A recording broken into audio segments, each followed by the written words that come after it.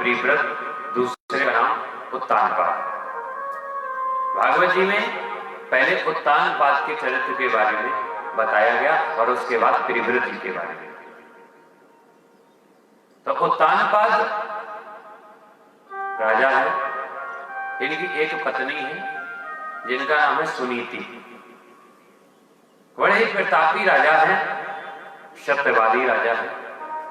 इनके राज्य में किसी को किसी प्रकार का कष्ट नहीं है। और जैसे ये है वैसे इनकी पत्नी सुनीति है, वो भी सुशील है। जैसे ये प्रजा को प्रेम करते हैं वैसे ही सुनीति मैया भी प्रजा को चाहती है। हर प्रकार का सुख है इनके राज्य में सबको। लेकिन राजा उत्तानपाद को एक कष्ट है। कष्ट कौन सा है? कि राजा उत्तानपाद को कोई संतान नहीं। इस संतान का कष्ट ने अंदर अंदर खाए जा रहा है कि जब हम इस देव को छोड़ देंगे तो ये हमारी प्रजा किसके सहारे रहेगी? इस गद्दी पर कौन राजा बनेगा, कौन बैठेगा, इन प्रजा का कैसे पालन होगा?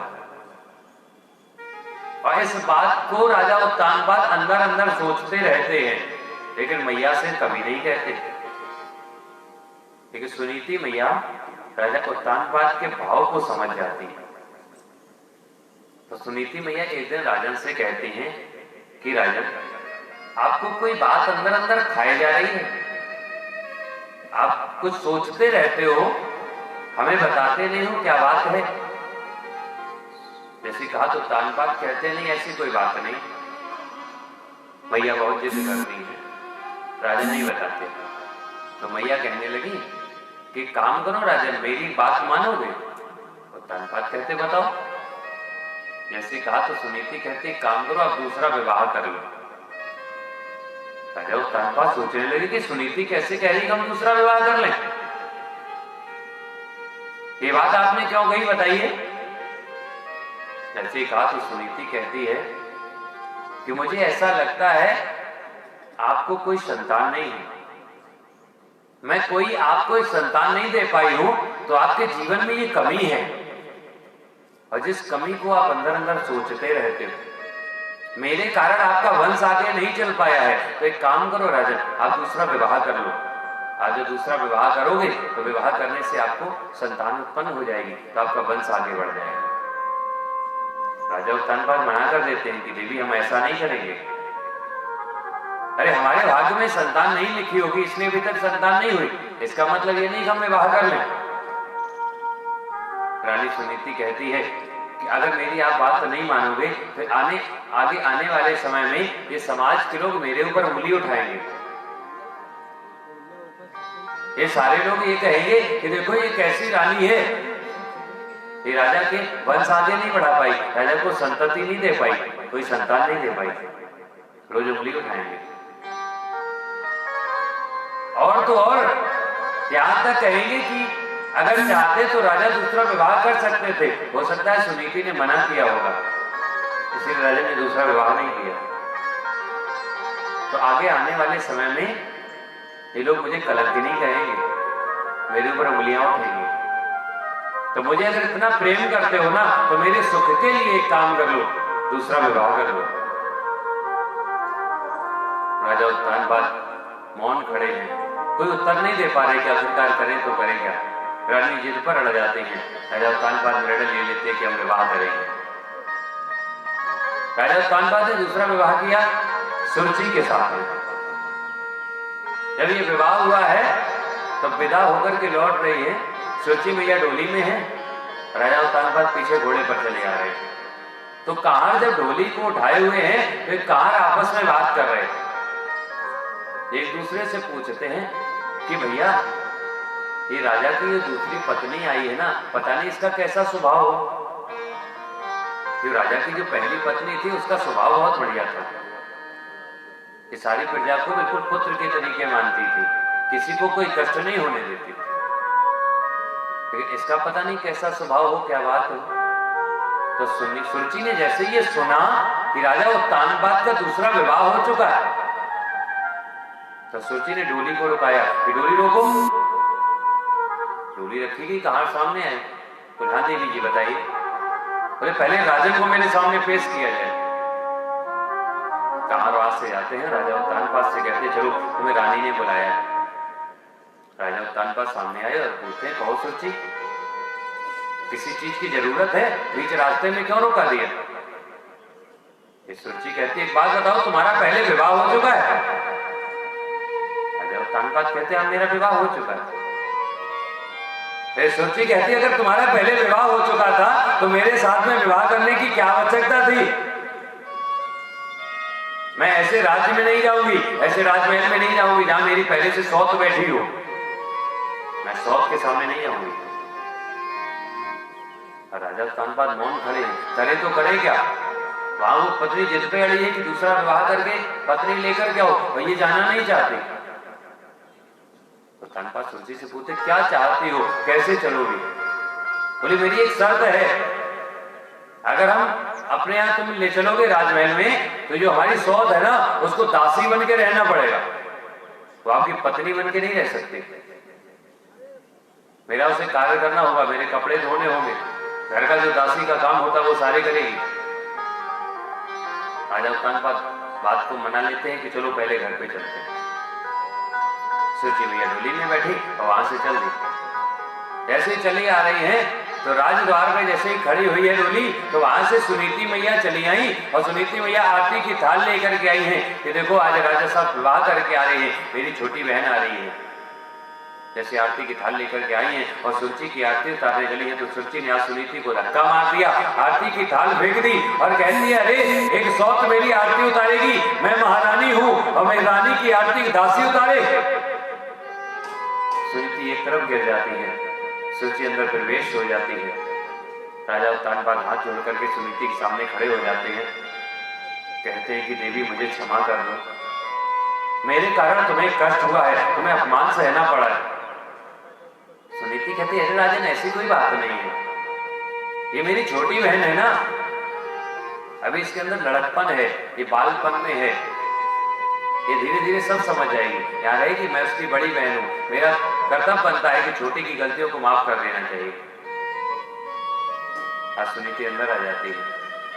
राजा सुनीति को पूरी बात बताते हैं कि सुरुचि ये कहती थी कि तुम्हें दासी बन के रहना पड़ेगा। सुनीति सहर्ष स्वीकार कर लेती है कि हम दासित्व बने रहेंगे। सुरुचि के कपड़े धोती है, पूरे राजमहल में झाड़ू पोंछा करती है, एक दासी के तरीके रहती है, कभी राजा से एक शब्द बात नहीं कर पाती क्योंकि वो दासी है। और जो ये सुरुचि है ये महारानी के तरीके रहती है। एक दिन की बात है, ये सुरुचि सो रही थी, राजा साहब उठ जाते हैं, देखते हैं कि सुरुचि अभी तक जागी नहीं है। राजा सोचते चलो दो शब्द हम सुनीति से बात कर ले, तब तक ये सुरुचि जाग जाएगी। देखते क्या है कि सुनीति ये अट्टालिका पर कपड़े फैला रही है, वहीं पर राजा साहब पहुंच जाते हैं और सुनीति से हालचाल पूछने लगते हैं। ऐसे हालचाल पूछ रहे हैं, इधर सुरुचि जाग गई, जाग करके देखा कि अट्टालिका पर ये सुनीति और राजा उत्तानपाद आपस में बात कर रहे हैं।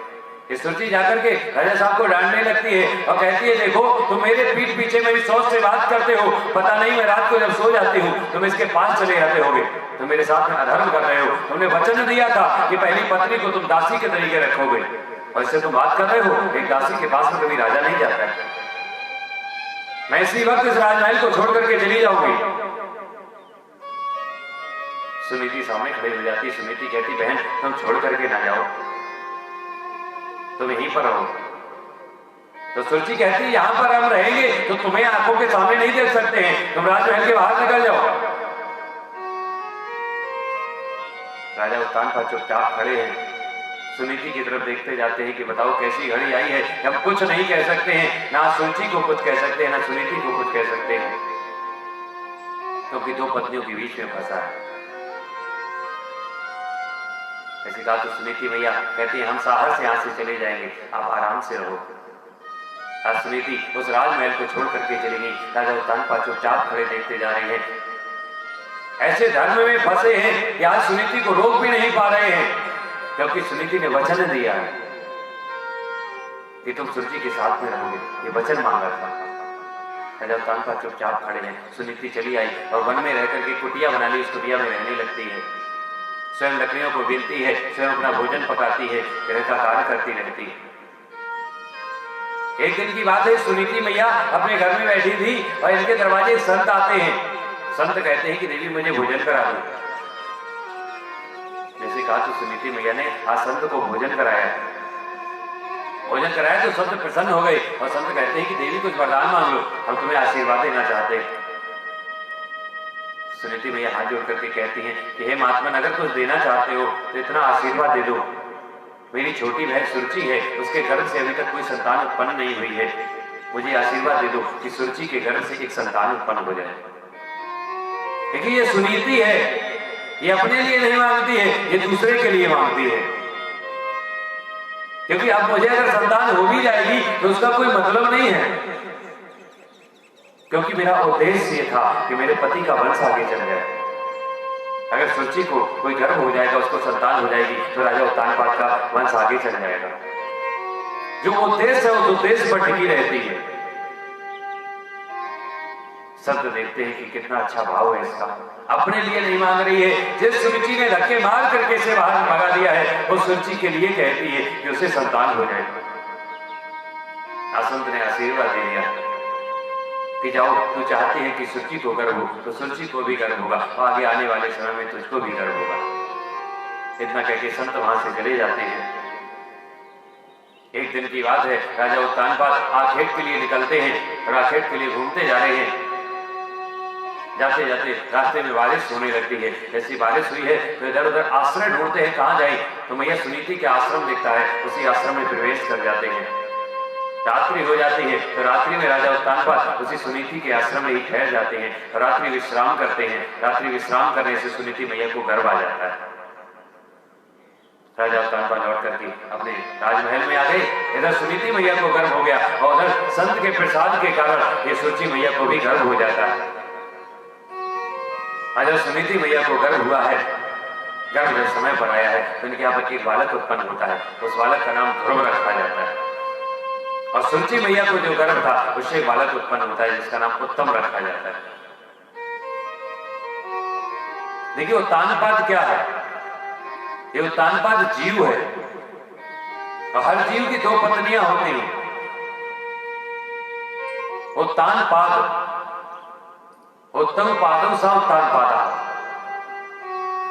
जिसके पैर ऊपर होते हैं और सर नीचे होता है, वो उत्तानपाद कहलाता है। और जब ये जीव इस धराधाम पर आता है ना, जब वो जन्म लेता है तो उसका सर नीचे होता है और पैर ऊपर होते हैं। ये जीव उत्तानपाद है। उसकी दो पत्नियां होती हैं, एक होती है नीति और दूसरी होती है रुचि। नीति के अनुसार जब ये जीव कार्य करता है तो ध्रुव जैसा अटल असत्य उसे फल मिलता है। ध्रुव सत्य है, अटल है, अडिग है, ये ध्रुव है।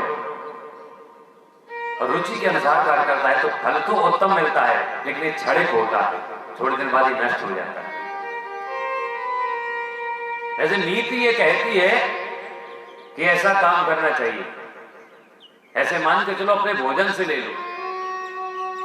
नीति कहती है कि दाल रोटी खानी चाहिए, ये नीति है, शाश्वत सत्य है।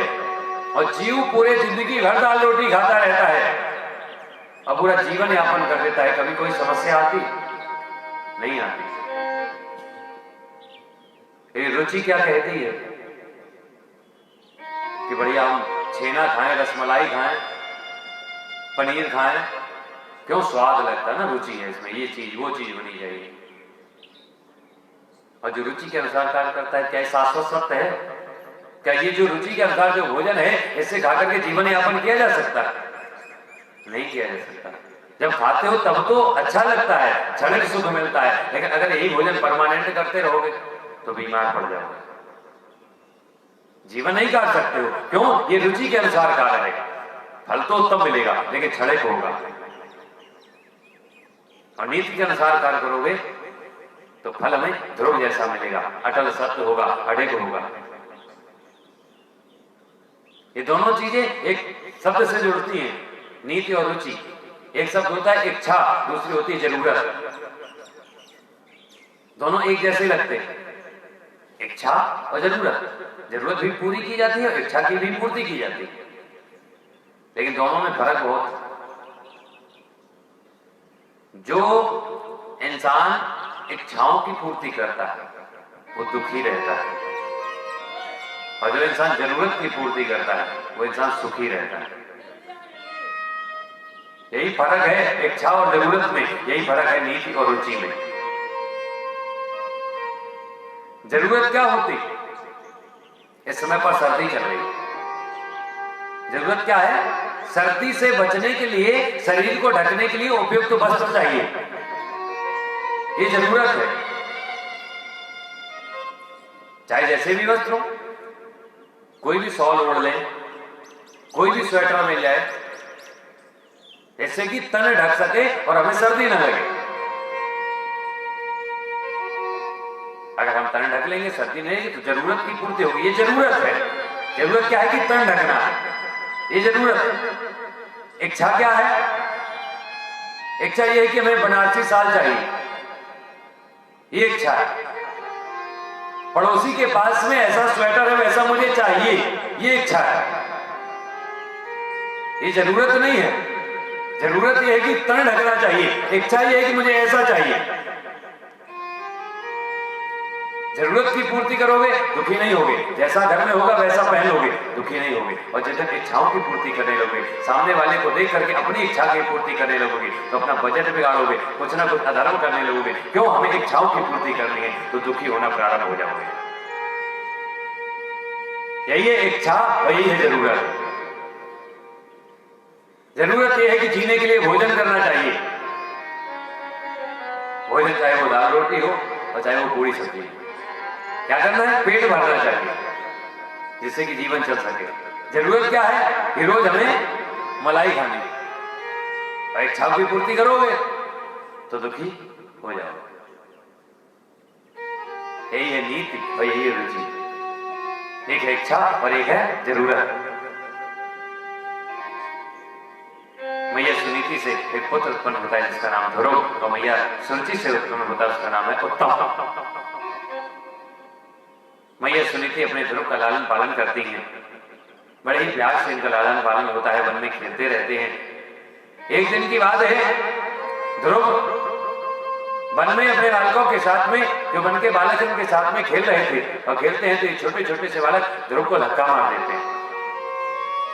ध्रुव रोने लगते हैं। ध्रुव कहते हैं मुझे साथ में खिलाओ, क्यों नहीं खिला रहे हो? तो बालक कहते हैं हम तुम्हें साथ नहीं खिलाएंगे। बोले क्यों? क्योंकि तुम्हारे पिता का कोई पता नहीं है कि तुम्हारे पिता कौन है। तुम्हारी मैया तो आश्रम में रहती है, लेकिन मैंने कभी तुम्हारे पिता को नहीं देखा, और जिसके पिता का कोई अता पता ना हो उसको अपने साथ नहीं खेलने देंगे। ध्रुव जी रोने लगते हैं। रो करके मैया के पास आते हैं। मैया सुनीति से कहते हैं कि मैया एक बात बताओ, हमारे पिता कौन है? मैंने आज तक अपने पिता को नहीं देखा, मेरे पिता के बारे में बताइए। मैया सुनीति कहते हैं कि ध्रुव एक बात बताओ, तुम्हें क्या पिता की कमी खलती है? ध्रुव कहते ना मैया, मुझे पिता की कमी कभी नहीं खली। अगर मेरे पिता होते भी तो शायद मेरे पिता मुझे वो प्यार ना दे पाते जो प्रेम आपने मुझे दिया है, और माता पिता दोनों का आपने प्रेम मुझे दिया है। शायद मेरे पिता होते वो मेरी कमी ना पूर्ण कर पाते, लेकिन आपने कमी पूर्ण की है। मुझे पिता की कमी नहीं करती है, लेकिन ये समाज मुझसे पूछता है कि तुम्हारे पिता कौन है। हमें समाज को बताना चाहते हैं। ये समाज जब पूछते उंगली उठाते हैं तो ये मेरी मैया के ऊपर उंगली उठती है। हम इसलिए उनके उत्तर देना उन्हें चाहते हैं कि मेरे पिता कौन है, मुझे ये बता दो मेरे पिता कौन है। जैसे ये कहा तो सुनीति कहती है कि तुम्हारे पिता राजा उत्तानपाद हैं। राजा उत्तानपाद तुम्हारे पिता हैं, ऐसे ये बात कही है। ध्रुव कहते हैं मेरे पिता राजा हैं और आप दासी की तरीके एक वन में रहती हो कुटिया बना करके, आखिरकार ऐसा क्यों है?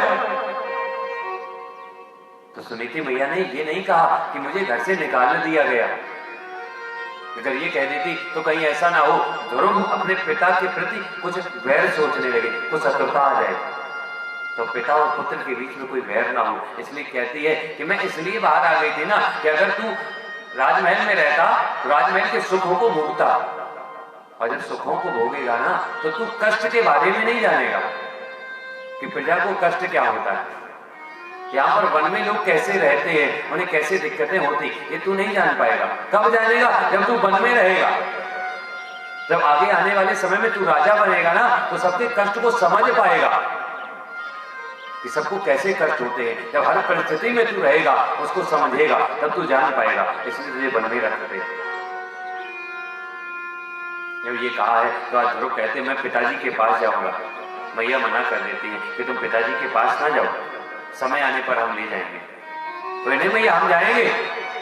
और क्यों, तुम्हें क्या लगता है तुम राजमहल के सुख भोगना चाहते हो, राजमहल में जाना चाहते हो, इसलिए जाना चाहते हो? बोले ना मैया, हमें राजमहल के सुख नहीं चाहिए। बोले तो क्या दिक्कत है? बोले हम तुम्हारा सुख चाहते हैं कि तुम्हें सुख मिल जाए।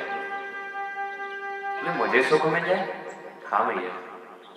एक राजा की पत्नी हो तुम, एक राजा की पत्नी इस वन में रहती है, सब लकड़ियों को बीनती है, तोड़ती है, अपने हाथों से भोजन बनाती है, ऐसे कठोर धरा पर सोती है। आज तुम राजा की पत्नी होकर यहाँ पर रहती हो, तुम्हारे जीवन में इतने कष्ट आए हैं, उन कष्टों को दूर करना चाहते हैं, हम राजमहल जाना चाहते हैं। और पिताश्री से कहें कि मैया को लेकर के आओ, तुम राजमहल में रहोगी। मैया रोकती है, लेकिन ध्रुव नहीं मानते। ध्रुव कहते हैं हम पिताजी के पास जाएंगे, क्योंकि आज अपने लिए नहीं, अपने मैया के लिए जाना चाहता है कि आज मैया जो ऐसे रही है, इसको इतने कष्ट हुए, सारे कष्ट दूर हो जाएंगे, इसलिए ध्रुव जाना चाहते हैं। ऐसे एक बालक था, एक जगह पर मेला लगा था, तो एक बालक जिद करने लगा मैया से कि मैया मुझे मेला देखने के लिए जाना है। तो मैया कहती मेला किस लिए देखने जाओगे? बोले जितने भी मोहल्ले के लड़के हैं सब मेला देखने के लिए गए, हम भी जाएंगे। तो जब ये मेला देखने के लिए चला तो मैया ने इसको 2 रुपए दे दिए, ये 2 रुपए लो और मेला में जो तुम्हें अच्छा लगे वो तुम ले लेना। तो ये 2 रुपए लेकर के पूरे मेला में घूमता रहा, और पूरे मेला में जब घूमता रहा तो इसे कोई ऐसी चीज नहीं दिखी जो उसे सुख की अनुभूति करा पाए।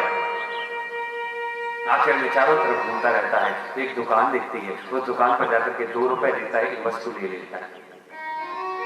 उस वस्तु से उसे लग रहा था मुझे सुख मिलेगा, और जब लेकर के आया है उस वस्तु को, मैया के सामने पहुंचा तो मैया ने पूछा एक बात बताओ तुम मेला गए थे? बोले हाँ हुआ है। कुछ खाया? बोले ना मैया। तो क्या लेकर के आए? मैंने 2 रुपए दिए थे, कुछ लेकर के आए हो? तो लाल कहता मैया हम लाए। क्या लाए हो दिखाओ। तो लाल कहता मैया पहले नेत्र बंद करो और हाथ आगे करो, फिर तुम्हें हम दिखाएंगे क्या लेकर के आए। मैया ने जैसे ही नेत्र बंद किए, हाथ आगे करते हैं, इस लाल ने अपने पीछे से हाथ निकाले हैं, निकाल करके एक चिमटा मैया के हाथ में दे दिया कि मैया मैं ये चिमटा लेकर के आया हूँ। जैसे मैया ने वो चिमटा देखा, मैया कहने लगी अरे तू पागल हो गया, अपने लिए खिलौने ले आता, अपने लिए फल ले लेता, मिष्ठान ले लेता, ये चिमटे का क्या करेगा तू? चिमटा किस लिए लेकर के आया है? तो लाल हाथ जोड़ करके कहता मैया मैं इतना बड़ा हो गया हूँ, देखता रहता हूँ तू कैसे अपने हाथों से चूल्हे में से रोटियां सेक करके निकालती है, तेरे हाथ जल जाते हैं, तेरे पास में चिमटा नहीं है, तो मुझे गर्म भोजन कराती है, इसलिए मैं चिमटा लेकर के आया हूँ, तेरा दुख नहीं देखा जाता मुझसे। मानो इसी तरीके से ध्रुव कहते हैं कि मैया मैं अपना सुख नहीं चाहता हूँ, मैं चाहता हूँ कि तू इस वन में रहती है, तुझे कष्ट होते हैं, तेरे कष्ट दूर हो जाए, मैं इसलिए उस राजा अपने पिता के पास जाऊंगा, पिता से कहूंगा मेरी मैया को लेकर के चले। आज ध्रुव वहां से चले हैं, जैसे ध्रुव वहां से जा रहे हैं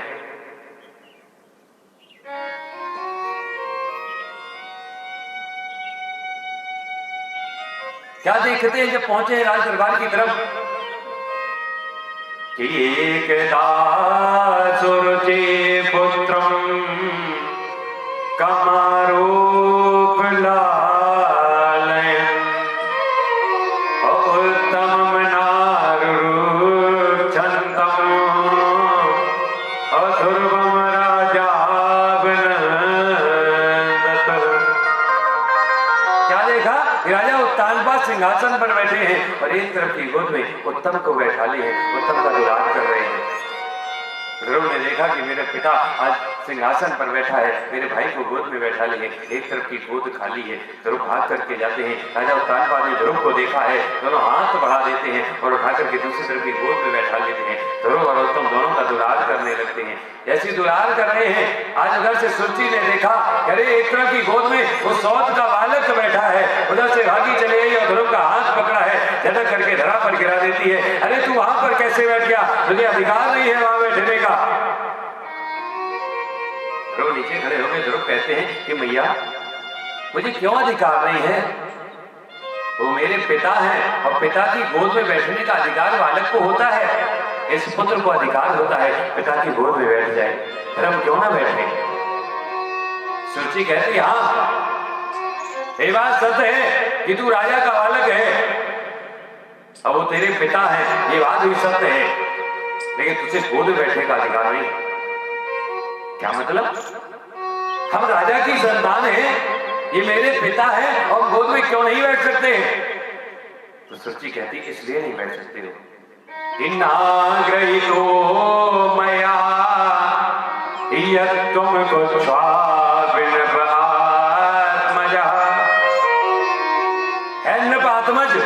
नपात्मज, नप कहते राजा को, आत्मज है लड़के, है राजा के लड़के। नाग्रहितो मया, तूने ग्रहण नहीं किया क्या? तुमको छ्वापे, मेरी कोख को ग्रहण नहीं किया तूने। तू राजा का लड़का है लेकिन तू रानी का लड़का नहीं है। राजा की तो संतान है लेकिन रानी की संतान नहीं है। अगर तूने मेरे उधर से जन्म लिया होता ना, मेरे कोख में आया होता, तू रानी की संतान कहलाता और रानी की संतान कहलाता, तुझे अधिकार हो जाता वहां बैठने का। जरूरी नहीं है वो शासन पर बैठ जाए, वो राजा की संतान हो। जरूरी ये होता है जो शासन पर वो बैठ सकता है जो रानी की संतान होता है। राजा की संतान जरूरी नहीं है। तो ध्रुव हाथ जोड़कर कहते भैया एक बात बताओ, मुझे इस पिता की गोद चाहिए है, वो आसन चाहिए, वो कैसे मिलेगा? अगर तू ये जानती है कि वो मेरे पिता है और यही बात मेरी मैया ने कहा था कि वो तेरे पिता है, तो तू सत्य कह रही है। जो मेरी मैया कहती थी वही तू भी कह रही है। और ये भी सत्य है कि मैं तेरे उधर से नहीं निकला हूं, मैं मैया सुनीति के उधर से आया हूं। ये भी तू सत्य कह रही है। तो सत्य बता मैया, हमें वो आसन कैसे मिलेगा? हम वो आसन चाहना है। तो सुरुचि कहने लगी अगर तू उस आसन पर बैठना चाहता है तो एक काम करो। ध्रुव कहते बताओ भैया क्या काम करना? कि तपसा आराध्य पुरुषम तस्यैवानुग्रहेण मे। तपसा आराध्य पुरुषम, तपस्या करो उस महापुरुष की, उसकी आराधना करो, उसके अनुग्रह में जाओ। और जब वो प्रकट हो जाए ना तो हाथ जोड़ करके उससे कहना कि करवे तुम साध्यात्मानम, हे प्रभु मुझे सुरुचि मैया के गर्भ में भेज दो। और जब तू मेरे घर में आएगा और मेरे गर्भ से जब जन्म लेगा ना तो यदि क्षसीन आसनम, जो तेरी इच्छा है नभ के आसन की, तो उसे तो राजा का आसन मिल जाएगा। या तू तपस्या कर। आज ध्रुव वहां से भागे चले गए और भाग करके मैया के पास में आई है। मैया से कहने लगे मैया हम तपस्या करने के लिए जा रहे हैं। फिर तपस्या करने के लिए क्यों जा रहे हो? बोले मौसी ने कहा है कि तुम तपस्या करो। तपस्या करें? क्या कहा मौसी ने? अरे मैं पिताजी की गोद में बैठा था तो मौसी ने मुझे धक्के मारकर नीचे उतार दिया और कह दिया यहां तुम नहीं बैठ सकते। जब मैंने पूछा क्यों नहीं बैठ सकते तो मौसी ने कहा जाओ तुम पहले तपस्या करो।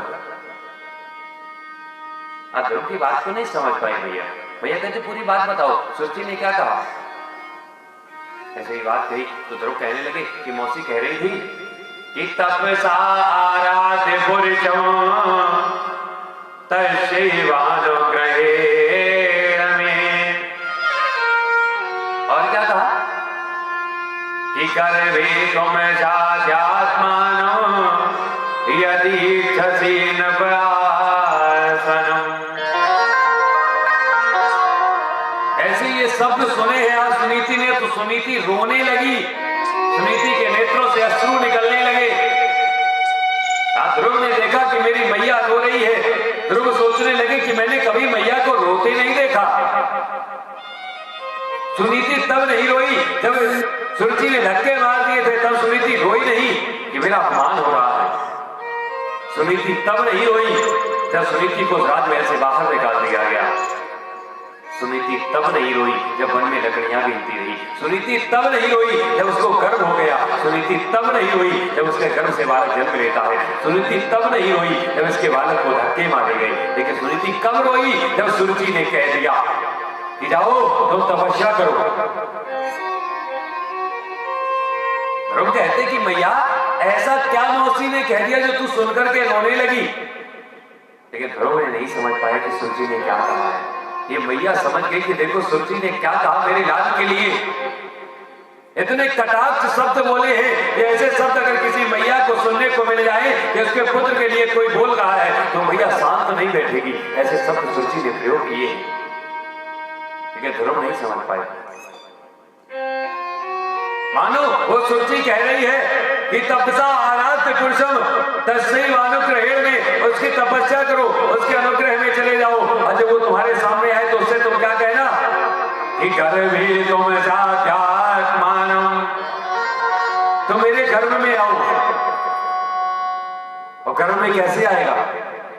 गर्भ में तभी आएगा जब ध्रुव मर जाएगा। जब ये जीव मर जाएगा उसके बाद तुम्हारा जन्म लेगा, तब किसी मैया के उदर में पहुंचेगा। मानो सुरजी कहना चाहती है कि ध्रुव तू जीते जी आसन पे नहीं बैठ सकता, तू मर जा, तुझे जीने का अधिकार नहीं है। ये बात सुनीति मैया ने सुनी कि मेरे लाल के लिए मेरी छोटी बहन कह रही कि ये मर जा, इसे जीने का अधिकार नहीं है। तो सुनीति रोने लगी है कि मेरे लाल के लिए मेरी बहन कहती है कि वो मर जाए, एक मेरा सहारा है उसके लिए कहती मर जाए। आज ध्रुव भी रोने लगते हैं कि मैया चुपचाप हो जाओ, क्यों रोती हो, क्यों ये तुम्हें दुख मिल रहे हैं, क्या कारण है, इतना विधाता क्यों दुख देता है। आज मैया ध्रुव के माथे पर हाथ फेरने लगी कि बेटे के सर पर हाथ फेर, उसका दुखारी माता ने, सुख कैसे मिल सकता बेटा, जब दुख लिख दिया विधाता ने। जब उस विधाता ने दुख लिख दिया है तो सुख कहां से मिलेगा? ध्रुव कहते हैं जब वो विधाता ही सब कुछ करता है तो हम तपस्या करने के लिए जरूर जाएंगे, उस विधाता के पास जाएंगे, विधाता से पूछेंगे आखिरकार पिता का आसन कैसे मिलेगा। आज ध्रुव आश्रम को छोड़ करके गई है, मैया को रोता छोड़ करके ध्रुव चले गए हैं। 5 वर्ष के ध्रुव है, इस वन में चले जा रहे हैं तपस्या करने के लिए। और ये सारी घटना नारद जी देख रहे हैं। एक मैया रो रही है और ध्रुव ये भागा चला जा रहा है, मैया की तरफ नहीं देख रहा। नारद जी वहां से आए, ध्रुव के रास्ते में खड़े हो जाते, ध्रुव से कहते कहां जा रहे हो? ध्रुव कहते हम जा रहे तपस्या करने के लिए। नारद जी कह रहे तुम तपस्या करने के लिए नहीं जाओ, अभी तुम बालक हो, जब तुम बड़े हो जाना तब तपस्या करना। ध्रुव कहते आप कौन हो? नारद जी कहते मुझे नारद कहते। ध्रुव कहते आप नारद नहीं हो सकते। अरे मैं नारद हूं। अरे आप नारद नहीं हो सकते। क्यों? नारद कभी भी भक्त को भगवान के पास जाने से रोक नहीं सकता, क्योंकि नारद भगवान का भक्त है और भक्त और भगवान के बीच में कभी भी नारद खड़ा नहीं हो सकता। तुम मुझे रोक रहे हो, इसका मतलब तुम नारद नहीं हो। नारद समझ जाते हैं ये पक्का भक्त है, ये भगवान से मिलकर के रहेगा।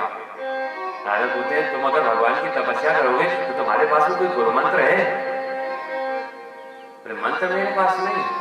तो नारद जी आज गुरु मंत्र देते हैं ध्रुव को कि ये मंत्र लो, इस मंत्र का तुम उच्चारण करना, जिससे तुम्हारी तपस्या ये पूरी हो जाएगी। कौन सा मंत्र दिया आज नारद जी ने? 12 अक्षर का ये मंत्र है, ओम नमो भगवते वासुदेवाय। बड़ा ही ये प्यारा सा मंत्र आज ध्रुव जी को दिया गया है। बड़े ही भाव से इस मंत्र को सब लोग गुनगुनाते हैं कि ओम नमो भगवते वासुदेवाय, ओम नमो भगवते वासुदेवाय, ओम नमो भगवते वासुदेवाय, ओम नमो भगवते वासुदेवाय, ओम नमो भगवते वासुदेवाय, ओम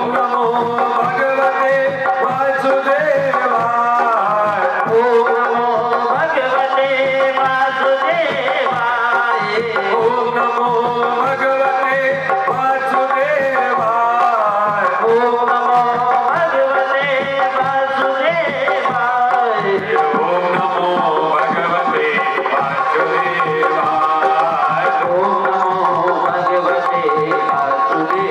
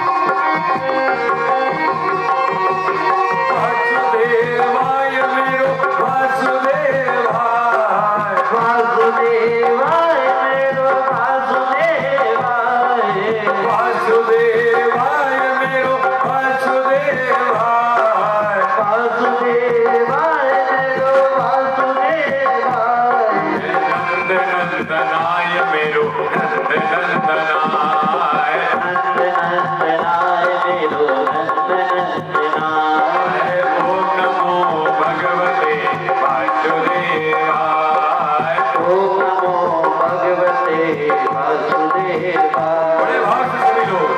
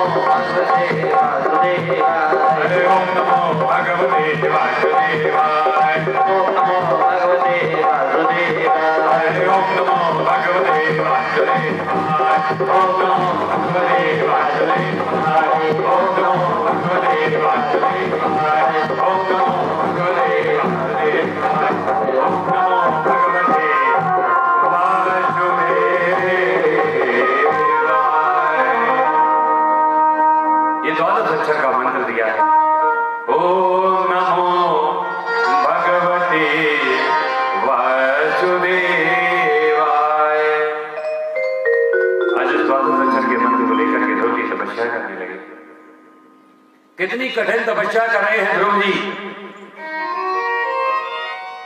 तपस्या करते जाते हैं कि तेरा त्रांते प्राप्ते कपित बदराशण आत्मव्रत अनुसारीण माशम नित्य अर्चन। तेरा त्रांते पहले महीने में 3-3 दिन का अंतराल करते हैं और कैथा और वेद के फल खाते हैं। ऐसे ये व्रत करते हैं और ये तपस्या करते जा रहे हैं। जैसे 1 महीना पूर्ण हो जाता है, दूसरा महीना लगता है, तो अब 3-3 दिन की जगह पर 6-6 दिन के अंतराल कर लिए और 6-6 दिन का अंतराल करते हैं। और अंतराल करने में करते क्या है, ये फल खाना भी छोड़ देते हैं। ये आज पेड़ों के पत्ते खाने लगते हैं। मान लीजिए उसी भांति व्रत करते हैं जिस भांति पार्वती मैया ने व्रत किए थे कि संबद सहस मूल फल खाए। पहले उन्होंने फल खाए थे, वैसे उन्होंने सिर्फ फल खाए हैं। और उसके बाद क्या किया था कि पत्ते ये खाने लगे 6-6 दिन के अंतराल पे, जैसे पार्वती मैया ने कि साधु खाए 7 बरस गवाए। 2 महीने पूर्ण हो गए, जैसे ही कि तीसरा महीना लगा है तो 6 दिन की बजाय 9 दिन का अंतराल कर दिया और जो पत्ते खाते थे उन पत्तों का भी त्याग कर दिया। तो त्याग करके क्या करने लगे, सिर्फ ये जल का पान करने लगे कि कछु दिन भोजन बारी बतासा। ऐसे वो जल और वायु पीती तैसे ये भी जल पी रहे हैं। ऐसे तीसरा महीना पूर्ण हो गया, चौथा महीना आया है तो उन्होंने 12-12 दिन के अंतराल कर दिए हैं और सिर्फ वायु का भक्षण करने लगे, सिर्फ हवा का पान करते हैं, सब कुछ त्याग दिया।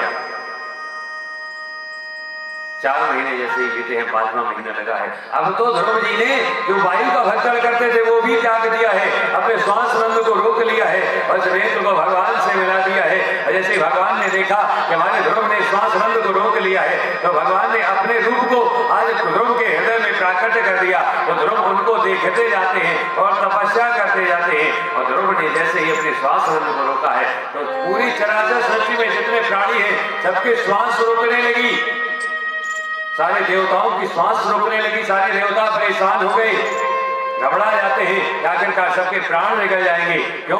क्योंकि ध्रुव जी ने अपने श्वास रंग को रोक रखा है। एक भक्त अपना श्वास रोके है। आज सारे देवता भाग करके जाते हैं नारायण के पास में, प्रभु रक्षा करो, आपका भक्त ये श्वास रंग को रोके है, उसको जाकर के दर्शन दे दो। अगर ऐसे ही श्वास को रोके रहा तो सारे लोग मारे जाएंगे, सबके प्राण निकल जाएंगे। नारायण ने अपने भक्त को देखा है। नारायण उस वैकुंठ लोक से भागे चले आए और ध्रुव के सामने खड़े हो जाते हैं। ध्रुव से कहते, ध्रुव नेत्र खोलो। ध्रुव नेत्र नहीं खोल रहे हैं, ध्रुव चुपचाप खड़े हैं। नारायण कह रहे ध्रुव नेत्र खोलो, लेकिन ध्रुव नेत्र नहीं खोल रहे। ध्रुव अपने हृदय में उस नारायण की अनुपम छटा के दर्शन करते जा रहे हैं। ध्रुव जी सोचते अगर मैंने नेत्र खोल दिए तो जो मेरे अंदर प्रभु के दर्शन हो रहे हैं वो दर्शन फिर नहीं होंगे, प्रभु चले जाएंगे।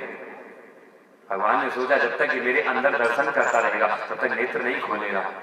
तो भगवान ने जो अंदर अपनी छवि दिखा रहे थे वो छवि को अदृश्य कर दिया। और जैसे अदृश्य किया तो ध्रुव जी छटपटाने लगे, अपने नेत्र खोल करके इधर देखने लगे कि परमात्मा कहाँ गया, जिसको हृदय में देख रहे थे। और जिस परमात्मा को हृदय में देखते थे वो परमात्मा सामने खड़ा है। हाथ जोड़ करके ध्रुव जी खड़े हो जाते हैं कि प्रभु आप मेरे सामने साक्षात खड़े हैं।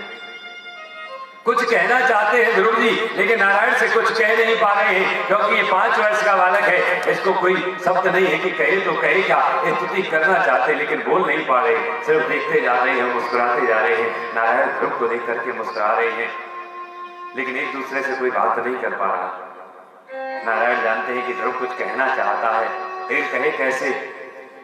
आज नारायण ने अपना शंख लिया है और शंख लेकर के आज ध्रुव के कपोलों में स्पर्श करा दिया कि कृतांजलि ब्रह्ममयेन कम्बुना स्पर्श बालो कृपया कपोले। आज इस शंख को कपोल में स्पर्श कराया, जैसे स्पर्श कराया तो उस परमात्मा की कृपा हो जाती है ना। तो मूकं करोति वाचालम पंगुं लंघयते गिरिं यत्कृपातम् अहं वन्दे परमानन्दं माधवम्।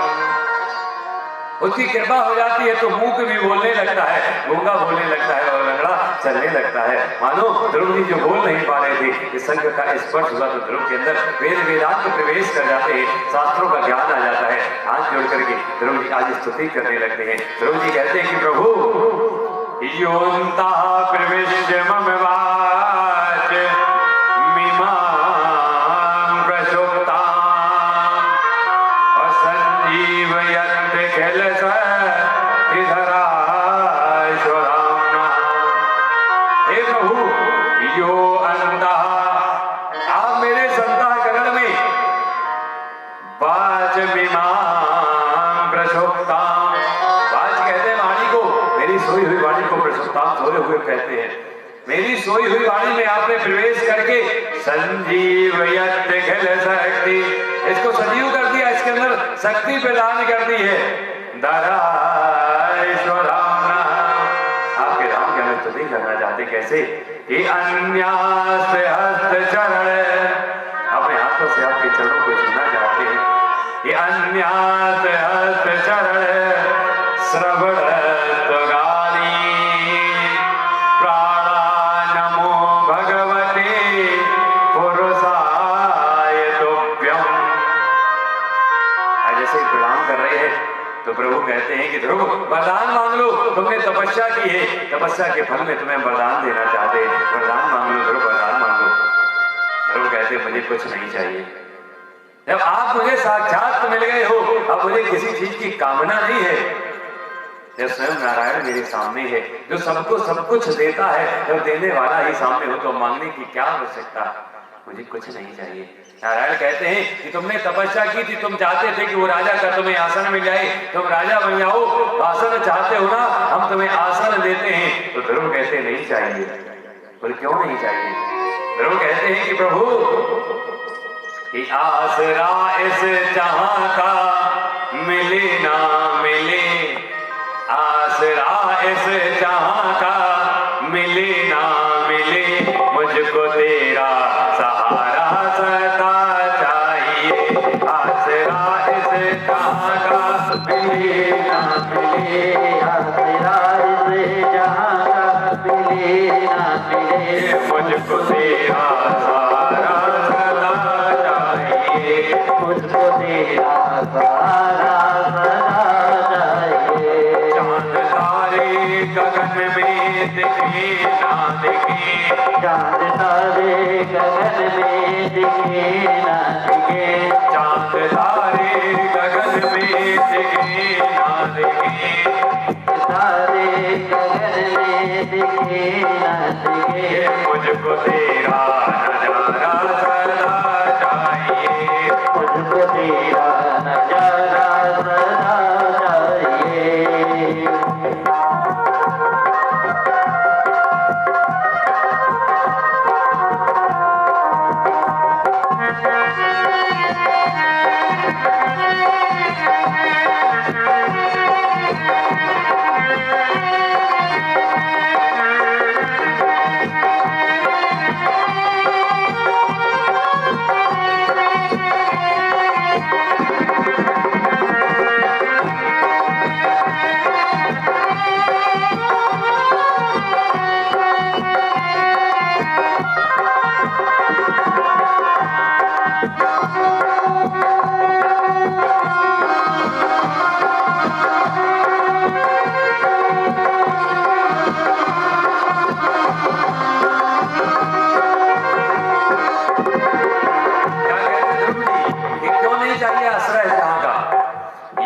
खुशियां हैं कम और ज्यादा है कम, यहाँ खुशियाँ हैं कम और गम ज्यादा, यहाँ खुशियां हैं कम और ज्यादा है कम, यहाँ खुशियाँ हैं कम और गम गम, जहाँ देखो वही है भरम ही भरम, जहाँ देखो वही है भरम ही भरम, जहाँ देखो वही है भरम ही भरम, जहाँ देखो वही है भरम ही भरम। मेरी महफिल में सम्मा जले ना जले, मेरी महफिल में सम्मा जले ना जले, मेरी महफिल में सम्मा जले ना जले, मेरी महफिल में सम्मा